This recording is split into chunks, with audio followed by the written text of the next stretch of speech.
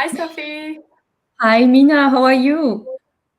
Very good. And hello, everyone online as well. It's really wonderful to have you with us today for our final money conversation of the year. And whether you're joining us live or if you're watching the replay later on, thank you so much for being here. And of course, it's now December. It's a month where the Christmas lights, the emotions, family expectations, and also money sometimes all seems to weave together in their own, sometimes a bit intense way.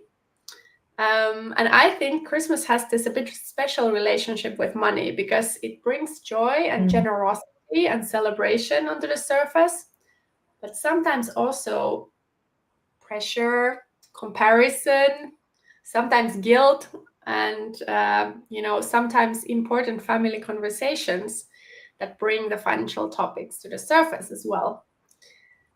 So, which makes tonight's theme especially timely, and it Yeah. is financial risks and resilience, what women need to know.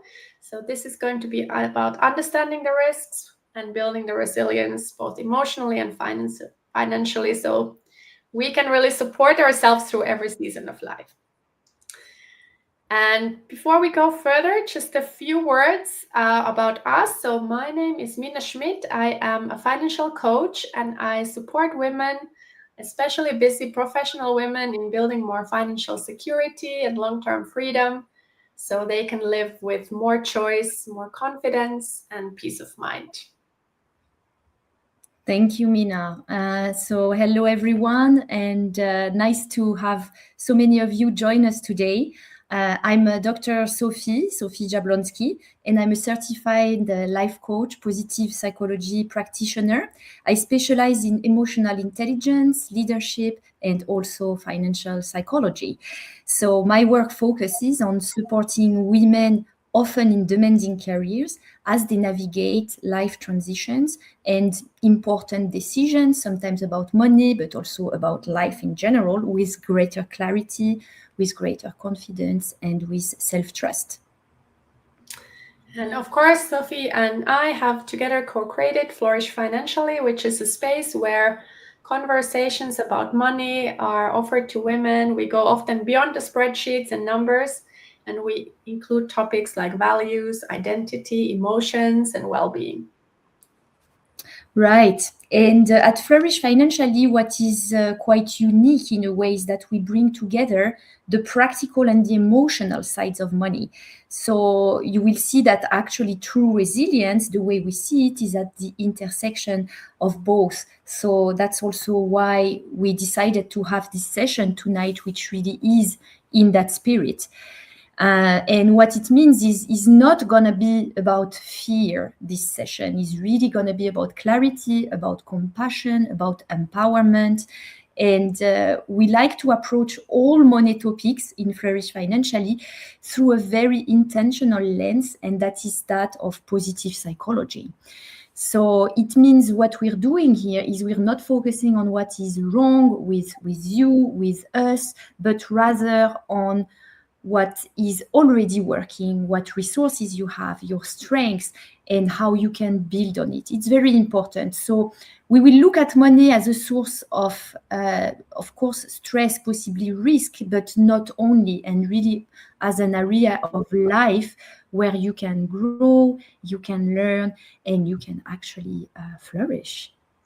Exactly. Yeah, that's what makes Flourish Financially unique. We don't really dwell on only the fears and deficits or worst case scenarios.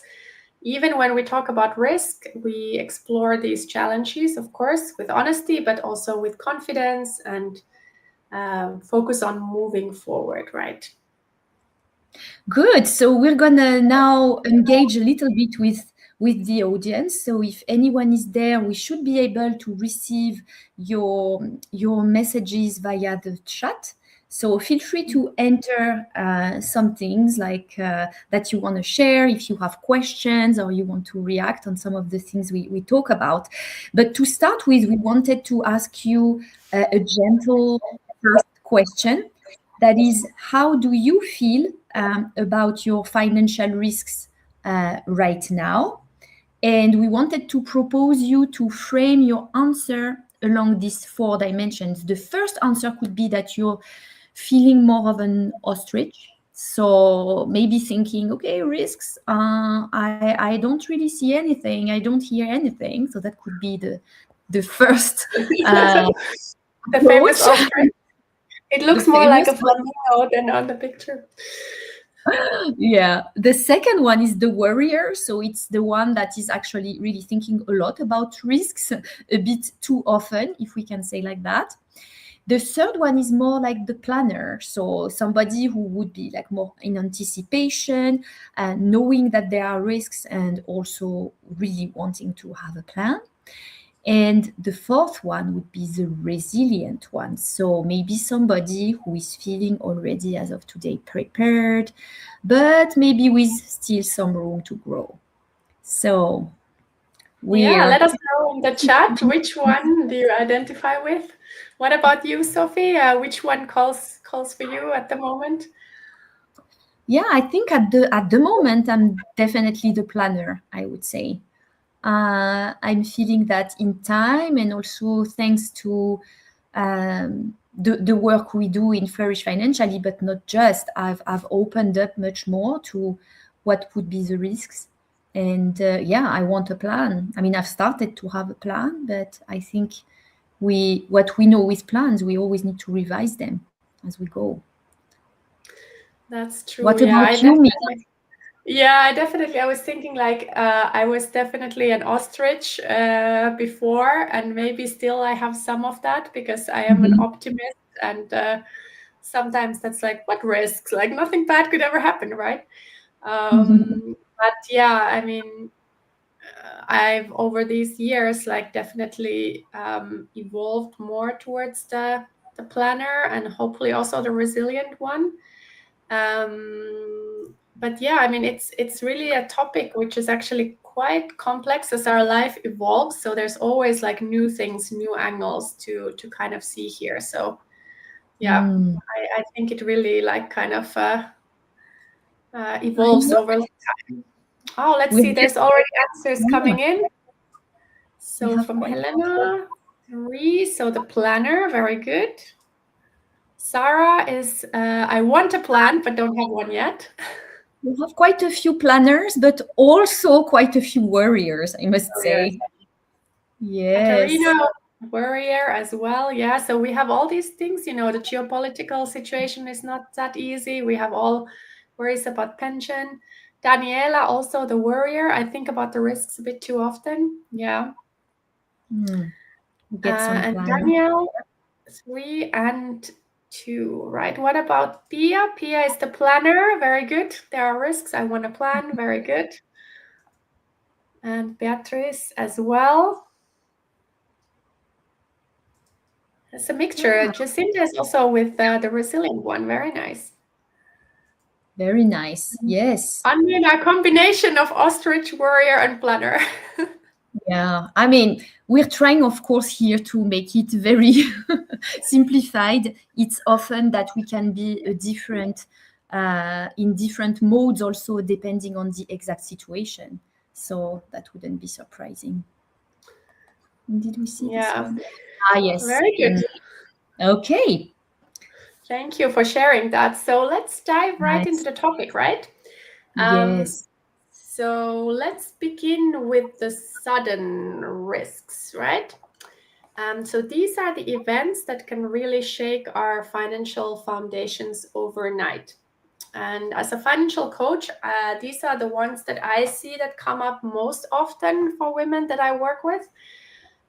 So first one is things around income shock. So of course, losing a job is a one big one.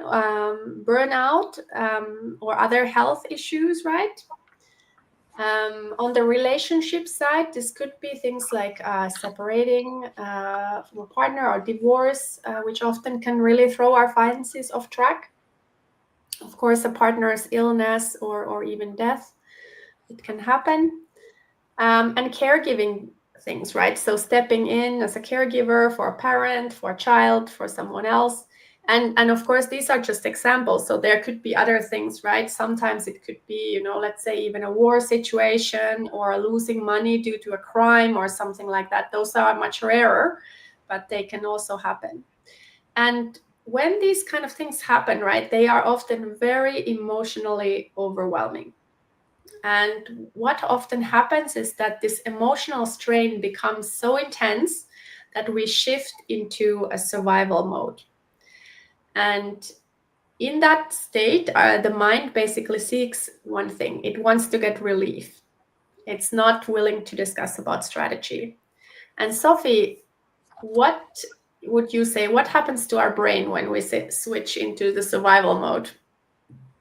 Yes, I like that question. And of course, for those of you joining us today who are familiar with the approach of how we look at things in Flourish Financially, we always like to analyze the different layer of the mindset. So when I was thinking about that, I was like, okay, this is such a great question, because the events that you just listed are indeed quite, maybe they don't involve immediate physical danger, but our brains are not necessarily making the difference, and they may experience it as if they would be situations of immediate physical danger. And that's what creates so much inner turmoil, actually. So why does this happen? Actually, we have a sudden change in external circumstances. That is the first layer, right, of this model that we often use.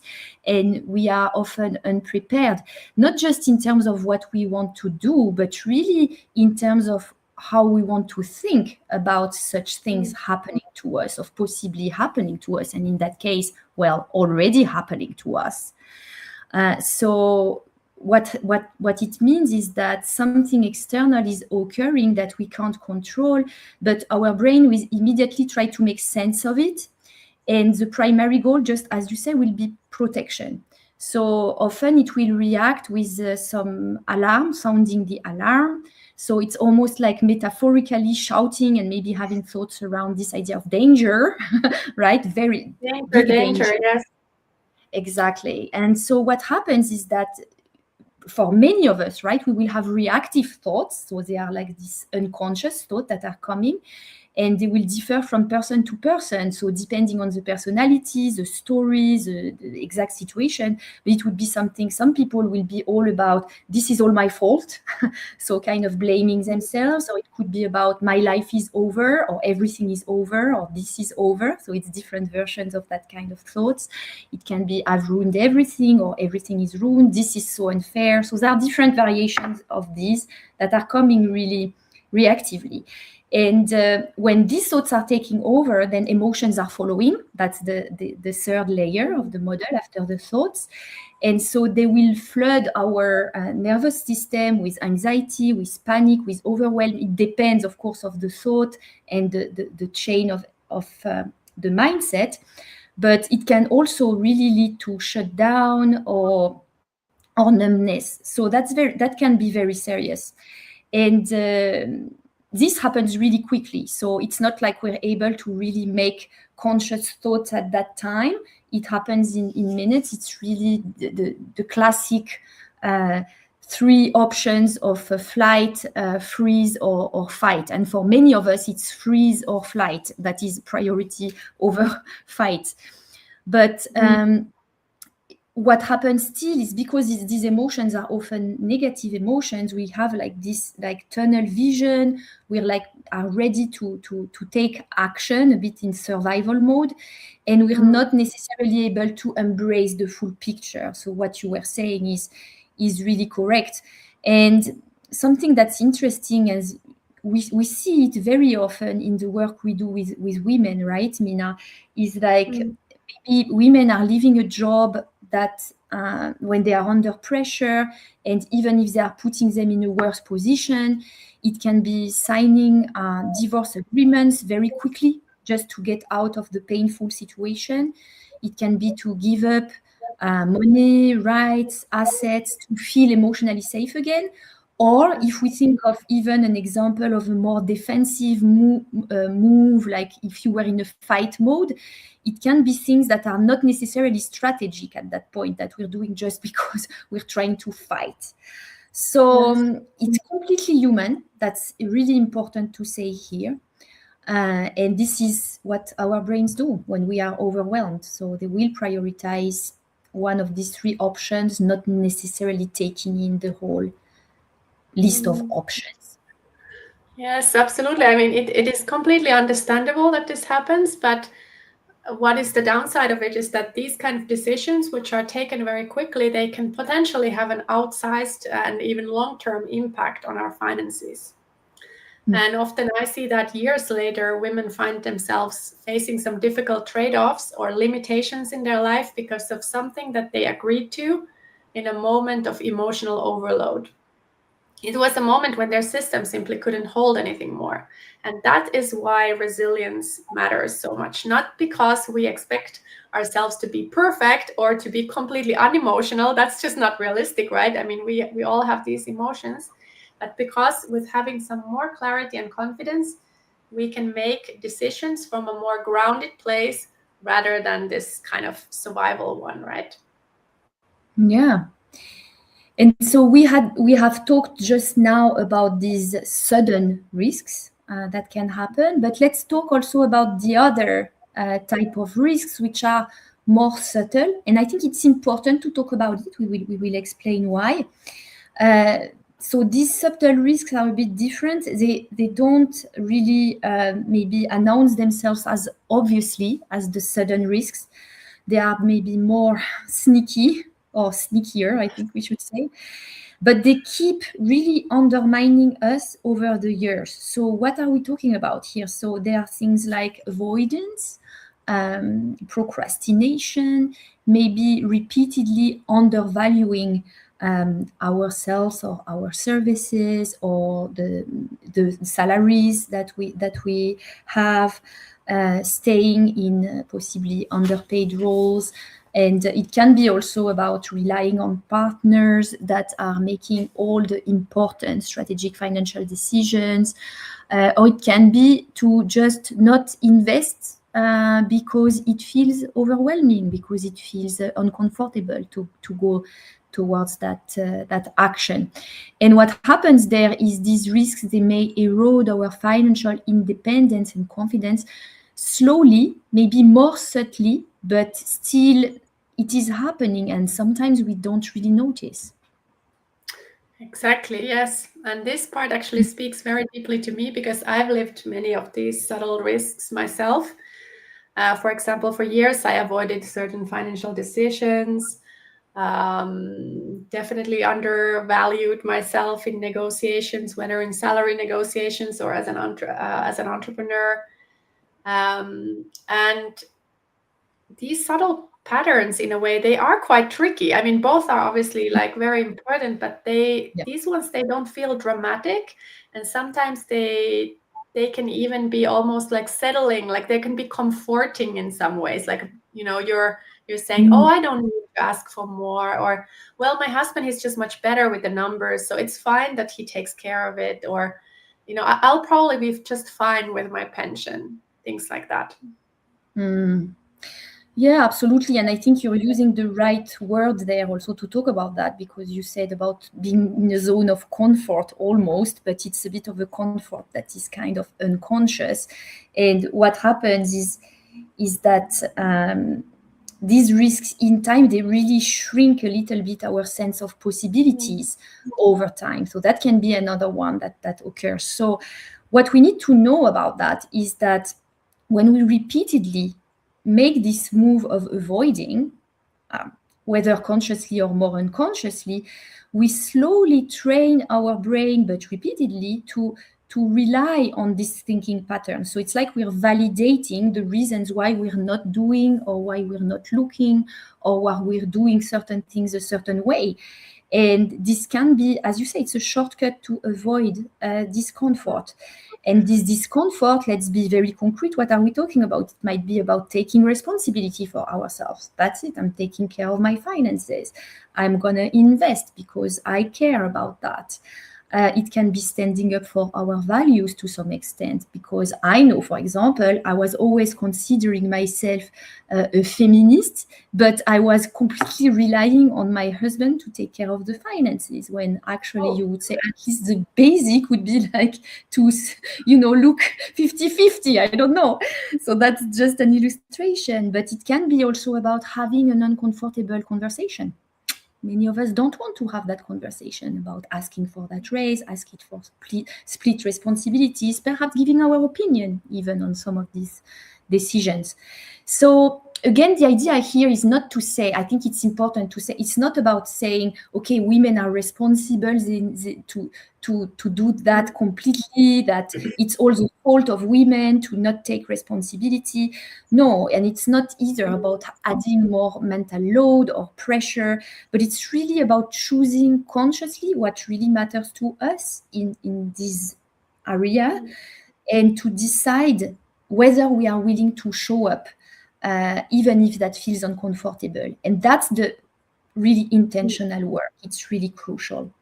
So why we're saying that is important, because we know that societally, women have not been really encouraged to position themselves financially. So that's the truth. And we have not been also encouraged to take space in some of these conversations. We know things are changing, it's true, and thankfully, but the wealth gap is still there, and it will not disappear overnight. I mean, I forgot what is the calculation, but it's, several decades for sure. So in the meantime, maybe we should keep in mind that the system as it is right now is not going to take care of this. So that's why it's important to be aware of that, and to remember that we can make decisions with intention, and that our choice does matter. Very good. So let's ask maybe our audience a question here. Which type of risk feels more present for you right now? Is it the sudden risks, or is it more the subtle risks? It would be interesting to. I kind of think for my work, like I see both so much in action in a way. I mean, the sudden risks are also very, when they happen, they hit you kind of big time, right? So they may be the ones that we start kind of thinking about when we think about risks, but the subtle ones are also quite powerful, right? Yeah, I think it's again about how the awareness is coming. So I would say, of course, there is no right or wrong way to become more aware, but it's true that in my own experience, it's been also because probably some of the bigger risks emerged, that suddenly I started looking, and when I saw the whole picture, I noticed, a bit like you were saying, that there were also subtle risks that I hadn't really taken into account before. So that's what can happen. And I see that we start to have answers from the audience. That's great. Nina, sudden risks have happened to me earlier, but subtle risks are at the moment more acute. Yeah, Yes. I was reading that they were more cute.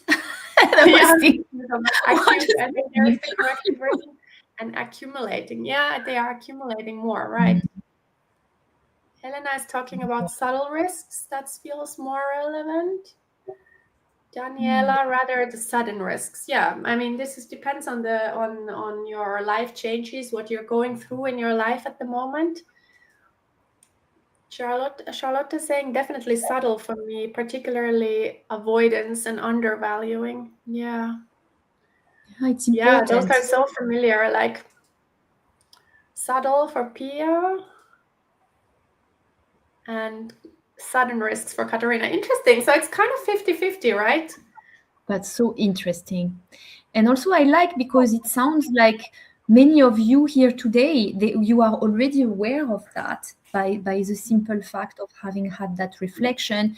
And maybe you've had that reflection even before joining the session. So it's really important to also congratulate you for taking this into account, because there are many people that are absolutely not looking at that. And from Danielle, avoidance. Yeah. Oh, yes, avoidance. I know. Subtle. Subtle Much risks. subtler. Yeah. Yeah, the Yeah. subtle risks. Yeah. They're taking quite some space as well. But Yes. so the advantage with resilience, you can really enter the work at the different levels. You can decide to address either those more important risks or the subtle risk. You can do it in any order that you want, and you're building your resilience muscles when you're doing that. Yes. Yeah. Jacinta? Avoidance and undervaluing. Yeah. I mean, of course, we listed some of the ones that we also see are occurring in our work when we are talking to the many women that we support with Flourish Financially. So this is something that is not uncommon. Okay, so what about now maybe sharing a little bit of personal stories? I think this is what we wanted to do. And Mina, what would you like to say about how financial risks and resilience have shown up in your life, perhaps? Yes. I mean, like I said in the beginning, I think my relationship with financial risk has definitely evolved over time. For most of my life, I really identified as an optimist person, like, whose life is full of possibility, things will work out if you believe in it. What are the risks? No worries about them. It was all about being positive and, leaning forward, right? And how did this kind of feel in my life then? I mean, in my 20s, for example, I moved several times to new countries without thinking much of the consequences. I avoided insurances because they felt unnecessary, because, hey, why would anything bad happen? So why would you pay for this?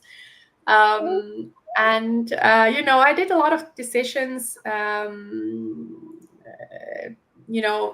quite intuitively, right? So, for example, also later on, right, I left my corporate career for entrepreneurship because I felt this was like the time just to go for it. And thinking about the risks of any of these decisions was just not a part of my optimist personality.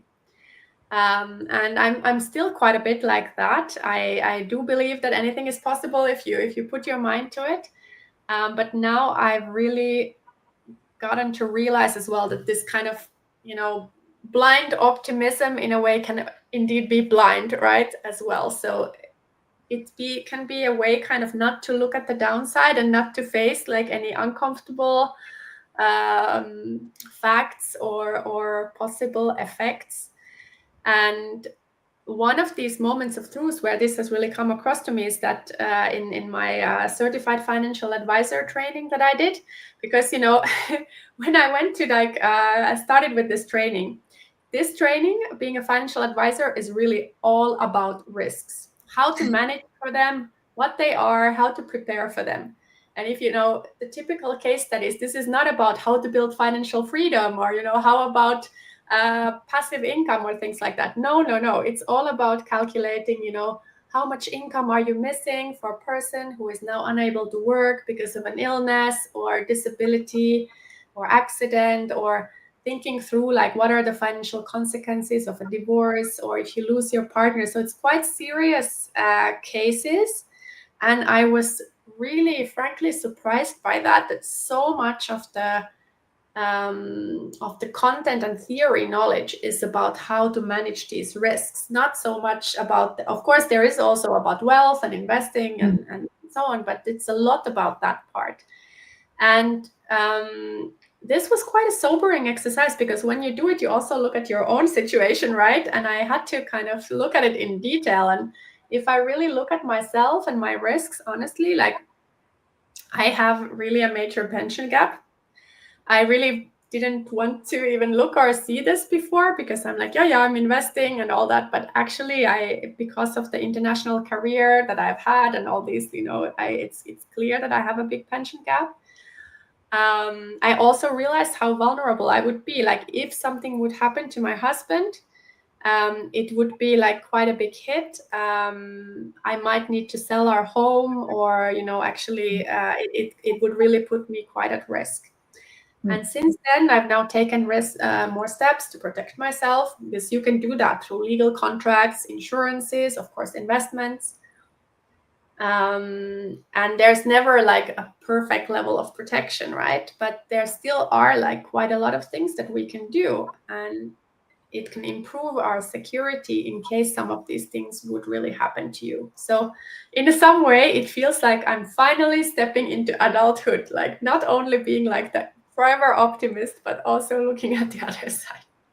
What about you, Sophie? How has it been for you? I love it, because of course we had prepared a little bit that money conversation, but every time I hear the story and how you told it, it makes me think of another perspective. And this time I was really thinking again, like we really found each other, because we have this complementary almost journey that we didn't know each other. But I would say mine was a bit almost the opposite, in the sense that I see that my financial risk and my perception evolved in a different way, but we are going towards the same thing and complementing again our skills and our expertise. It's so wonderful. So yes, for me, money was shaped by my early family history, and what I've shared a few times already, that my father lost his father very young, and then he grew up somewhat in poverty.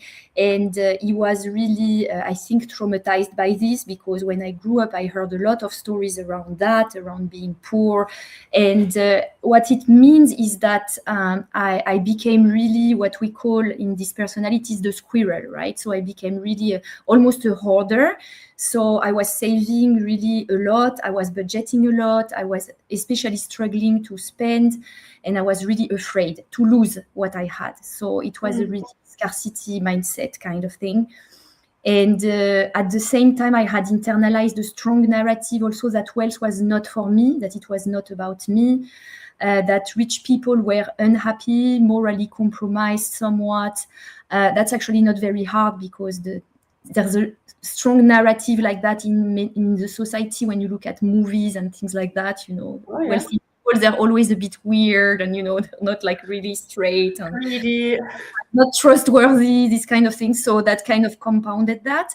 But that belief, it kept me safe, right? But it kept me small as well. So in my life, I was lucky enough that because I did well in studies and etc., so I ended up to get a very well-paid job for me. So I was in a well-paid career.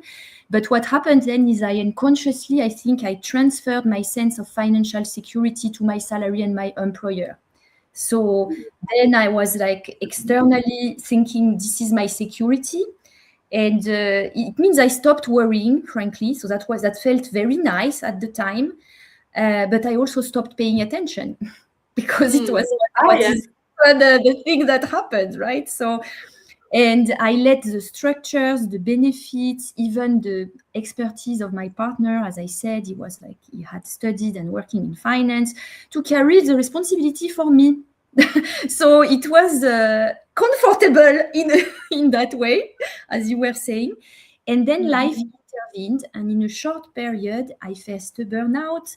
I faced 2 bereavements and a major career crossroads. So I decided at midlife, this magic midlife, to leave my safe structure and to become an entrepreneur. So this decision that I made, the decision I made, some was life happening. It really forced me to look honestly for a first time in a long time, at my relationship with money. And I realized very early on that if I didn't revisit these beliefs carefully, I would keep myself very small. And it would be in my business, but it would be in my life. And at that point, I really decided consciously, okay, I don't want that. So I could see I'm letting go of the golden handcuffs. I'm taking a risk. I was really scared, but I was like, okay, but I'm taking a risk on me, and that's okay because I'm worth it. So it's almost like I was learning to be a bit more optimistic, And to feel safe, right? and to feel That safe. you were feeling safe to do this choice. Yeah, so it was a very interesting process. But what happened is that, of course, there was some anxiety and uncertainty. I mean, we're not going to lie about that. But what surprised me is that I was not more anxious. It was not harder. In fact, I felt in time, and now we can say, because it's been a few years, that it's made me more resilient. Really, I learned how to take care of my finances. Okay, it's not perfect, but it has nothing to do with what it was. And I'm sure it will continue to be like that because this is really an area of change in my life. I take care of it with attention, with respect. I'm much better to regulate my emotions around it. And also I trust that I can grow. So it's interesting to think that this experience, it really showed me again, I mean, financial resilience is not just about avoiding the risks. It's really not about that. It's much more about understanding ourselves and building the confidence that we can overcome the obstacles, we can overcome the risks, and we can adapt. So it was. I love the story. It's a beautiful story, and it resonates in so many ways. I think and I think so many women are going through like exactly like some of those similar things, right? And that trust in yourself is so important. I think from both of us, they get a bit of a sample of different perspectives getting together. I think this is also why this works so brilliantly when we are able to combine these two trends, almost like learning for me to embrace more risk, and for you maybe to frame it a bit more or in a different way is really powerful. And we can all do that, right? It's a gymnastics almost. So now we would like to then go to the second part, which is about actually how to build financial resilience, the foundations of financial resilience. But quickly before that, we would love to share with you a the gift. It's Christmas. It's Christmas. It came early. Don't forget. So of course, in these money conversations, we see, again and again that women don't need this more pressure to kind of get it right and do it exactly in the right way. But what you need rather is kind of calm, clarity, trust in yourself. And we have therefore created this kind of financial confidence workbook, which we'd like to give you as a gift today. And you can download it through the QR code or through the link. Yeah, we've tried the QR code. So if anybody wants to try it also in parallel, just confirm that it takes you to the right page, but it should be. And of course, it's not about having all the answers, but it's really how you can get a sturdier relationship with money, one that is grounded in self-trust rather than fear. Like that's the principles that we try to embrace here. So yes, you can get in there a few tips. I mean, it's built around 10 tips with some reflections, how you can become more aware of your emotional responses around money, how you can gently challenge some limiting money beliefs, etc. Exactly. So we hope you have a nice time with this workbook, and it can be something you can always go back to if things feel a bit unclear or uncertain. Because financial confidence, it's not built overnight. It comes over time with consistent work, being compassionate, being intentional, and that's what we really love to do, of course. Yeah, and also it comes from failure. So that's something to be said.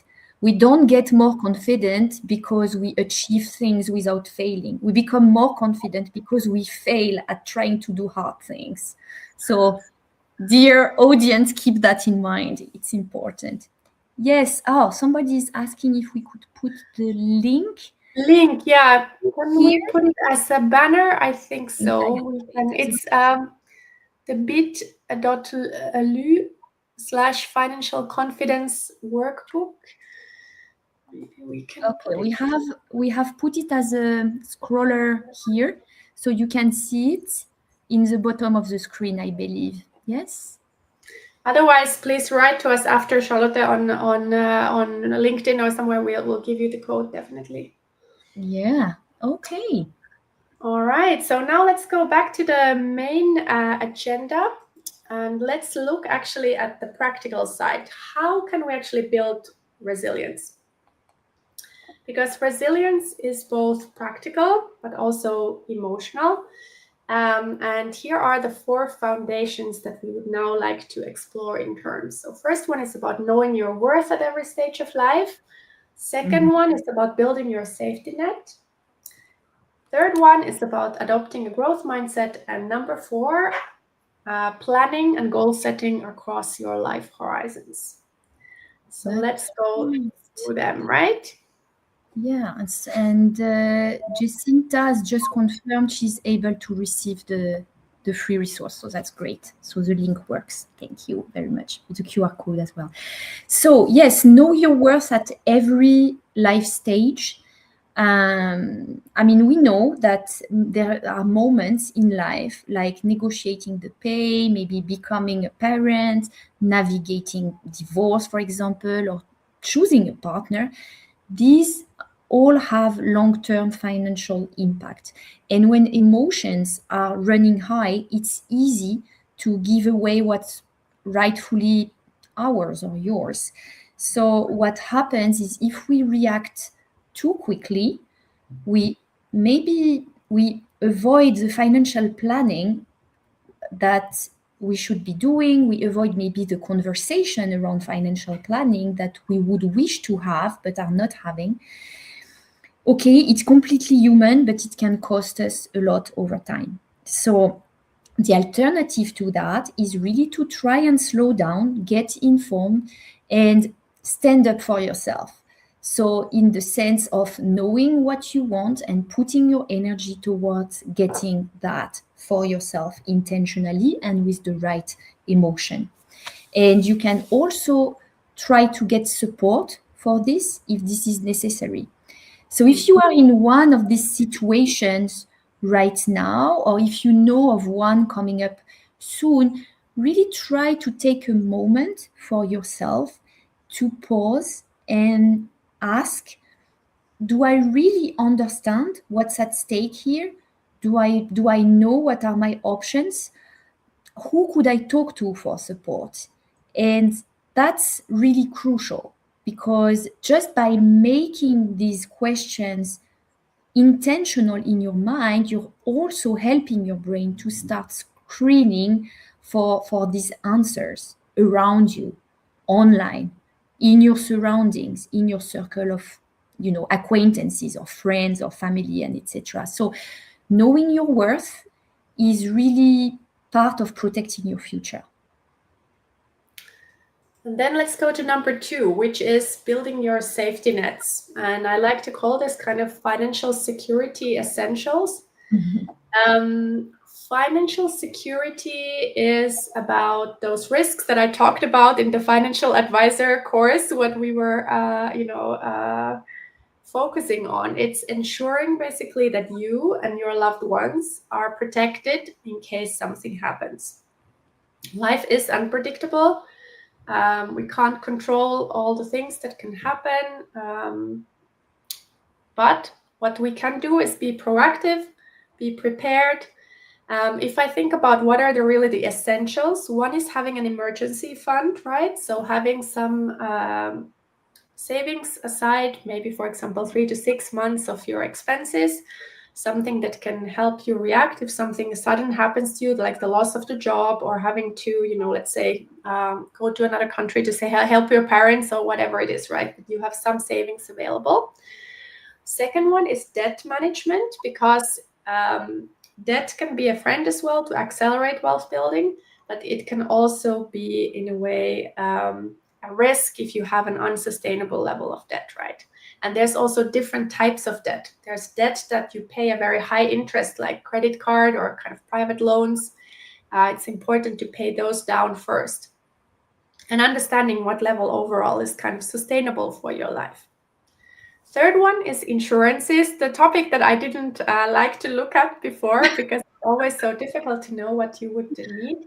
But now actually I've really kind of fallen in love again with insurances, if you can say that. Oh, wow. So romantic.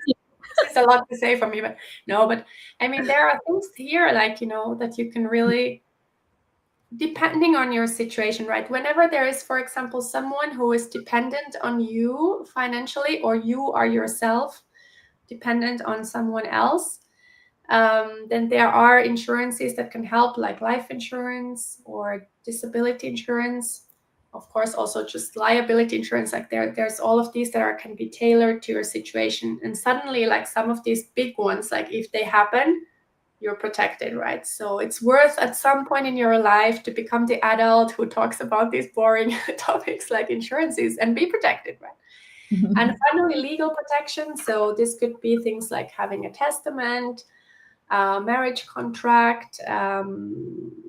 There's different contracts for different, like, for example, what happens to you if you are, for example, incapacitated, you're lying in the hospital, you can't do anything, things like that, right? Most people don't really want to think about these things, but by having a structured look at some point with a professional can really help you actually close out a lot of the big risks. And of course, remember, if your life situation changes, then your protection should change too. So that's a good point to check what you have. So interesting. Yeah, I mean, I'm sure that our audience is very self-aware already and probably aware of a lot of that. But a very classic one is around the marriage contract, right? There are many people that think that they don't have a marriage contract when actually by default they have the one that is in place in the given country, so, or the given region. So it's important to actually know about that, not assume that there is none, there is one, and to check what happens, right? What it means, because like with every contract, it is determining what happens in case of, in that case, for example, divorce. And I think it can be a shortcut that sometimes we do in youth, and especially if, as women, we've been told to not look into money matters, that it's not something to be doing. But yeah, I just wanted to make that. Yes, absolutely. It's a classic. But thanks. Yes, let's move on to number 3, indeed. So our third foundation out of the 4th is about adopting a growth mindset. So yeah, that's really a concept in psychology. Many people heard about this.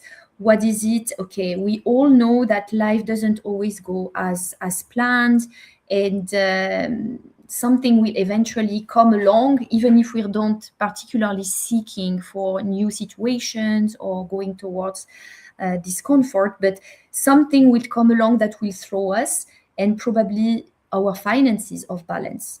So in this moment, what can happen is that our fixed mindset kind of shows up. It's really the one that is saying it's too difficult, I never manage this. So it's a bit of an illustration with a different perspective of what we discussed earlier. And what happens then is we can stay stuck in the negative, everything feels heavier.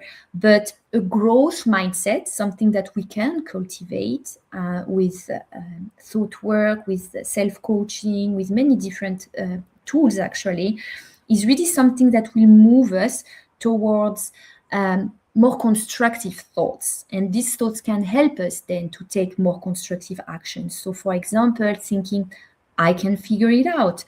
It can help us to go from panic to maybe not like really calm, but calmer approach to whatever needs to be decided. So remember that challenge will always come, that's guaranteed, but resilience and doing so with the growth mindset, for example, can really be how we respond.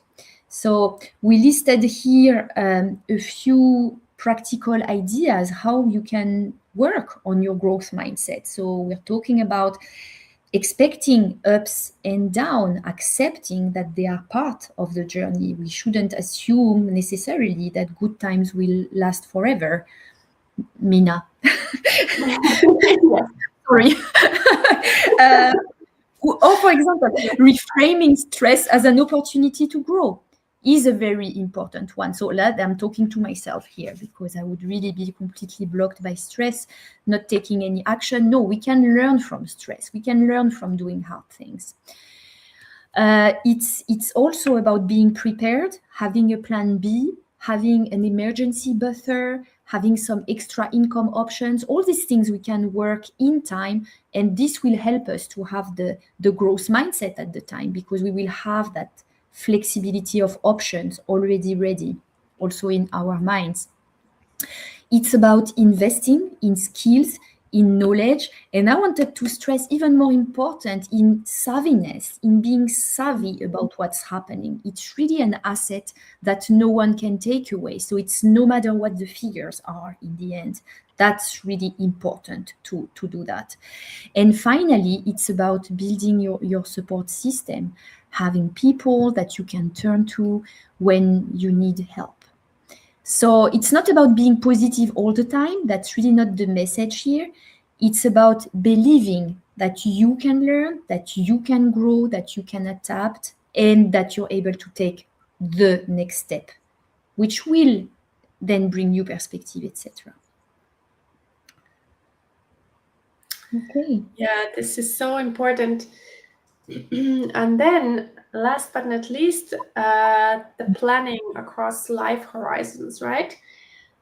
We talked about it a bit already, but one of the strongest ways to build resilience is to shift from the reactive way to actually planning. Yeah. Most of the financial stress doesn't necessarily come from the actual numbers, but from feeling unprepared, like things are hitting us like unexpectedly, right? And what I really love about this framework of the life horizons is that you can kind of think about your life in these time horizons, right? There's the urgent or immediate needs, like like we talked about, you need to leave a job, or your partner is having a illness, or helping loved ones. Those are needs that you want to be able to cover in the immediate term.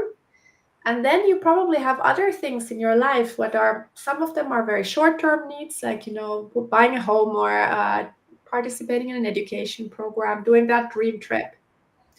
Or on the long term, right? If I jump into the fourth one, we want to be able to have our older years without financial worries, being able to take care of our health, support our loved ones. And then there's the medium-term one, where most of us like to have, more freedom, able to realize your dreams, follow your mission, more flexibility, investing in yourself, things like that. So if you could just draw on a piece of paper like these 4 horizons for yourself. And once you start doing that, everything starts to become a bit more clear and manageable. You move kind of from putting out fires to making intentional decisions. Yeah. And you can then actually start allocating your financial assets to these different priorities as well. Having something, for the short term, having something for the long term, like your retirement plan, and something for the midterm, like your investments. So it builds very nicely this foundation of long-term financial resilience.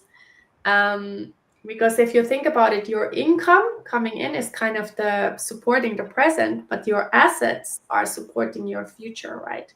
So we build our assets that are bringing us more stability and freedom alongside our income. And this kind of planning, I think, can really help you give that more clarity, more security, and have a bit broader life, let's see, financial strategy than just the kind of basic investment plan. Yeah, I really love this one, right? I mean, this is brilliant, and it's both structured, but at the same time, it's flexible. It's going to be very individual for each person what it means for each horizon. And of course, in our, for example, Flourish Financially program, we go much more in depth into like each of these horizons, and there's the possibility to really reflect for everybody on their detailed plans, taking into account all sorts of factors. So it's I don't know how it resonates with the audience, but personally I really love it, and it's really make me think a lot when I see that. So I would say if you're a person that tends to maybe be a bit panicked when thinking about money, I think to look at some of these slides is already a very nice foundation to just make a simple list, because you cannot do anything wrong with that. Whatever action you pick from there is going to be something beneficial for you building on the future. So that's Absolutely. Yeah, very good. And let's ask our audience as well. So we went through these 4 foundation. Which foundation do you think, or you can of course pick also several, but which one needs the most love from you at this moment? What do you think for you, Sophie? Which one? And please use the chat to include your answer. Yeah, it's good. I would say that I've worked a lot on my growth mindset, so I think maybe You're good on that. I'm doing things a bit backwards, maybe. But I mean, knowing your worth is always something in perpetual revision, I guess, because there are many layers of beliefs to unprogram. So I think that's definitely something that's important. And also what you said about the safety nets, because I think when we change a situation, like for example, in our case, going towards a new career, but really becoming an entrepreneur is more than just a choice of career. I think it's total changing lifestyle almost. So then it's really worth to revisit these aspects, like what are my safety nets based on this new choice. So yeah, I would say that. Let's see what our audience is proposing. Oh, thank you, Anina. Yeah, it's a fascinating model. It is. It makes you kind of see finances maybe in a different way. So it's really a nice approach.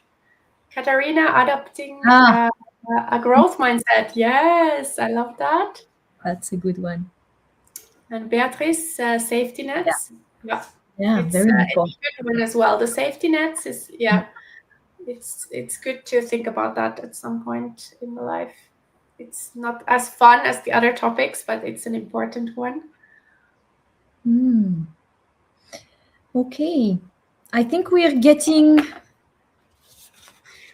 towards the end. There's maybe one thing I'd like to just say to the audience. If there is anyone here who is listening who is already now facing some of these challenges, so if you're going through job loss, separation, or illness, we also really want to say you are not alone. It may feel difficult right now, but you're really not alone, and there are always steps that you can take.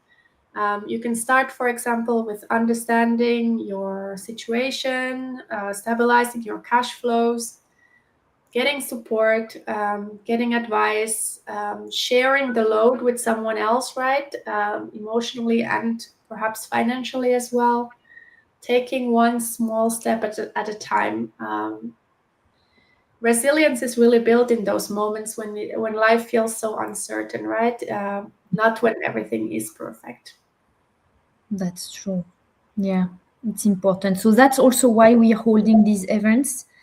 We have this vision of creating a community of women where there is this safety in the exchanges, that we can also talk about hard topics.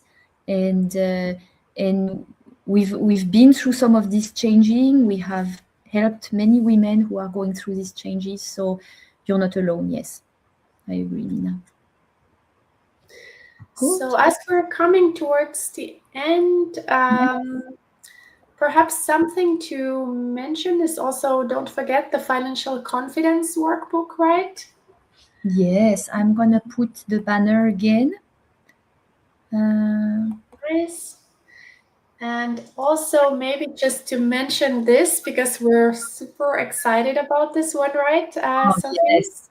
So yeah, we're gonna hold a money conversation with the great, amazing Katarina Polonska. So she had us on her podcast, but we absolutely wanted to have her on our fantastic platform here as a money conversation. So we're gonna have that on January 7th. So anybody, please here mark the date in your calendar already. Yeah, what will we talk about, Mina? Yeah, I mean, Katarina is an amazing expert, right? She is gender dynamics expert, actually, and she's also a relationship coach. So That's right. she really talks about all the things related to relationship, attachment, and I think those are the topics we're going to be really talking about with her, right? How do our different attachment styles show up when we are talking about our relationship to money? Yeah. Or how do we actually behave in our financial conversations with our loved ones, right? Why does it feel sometimes safe or sometimes threatening?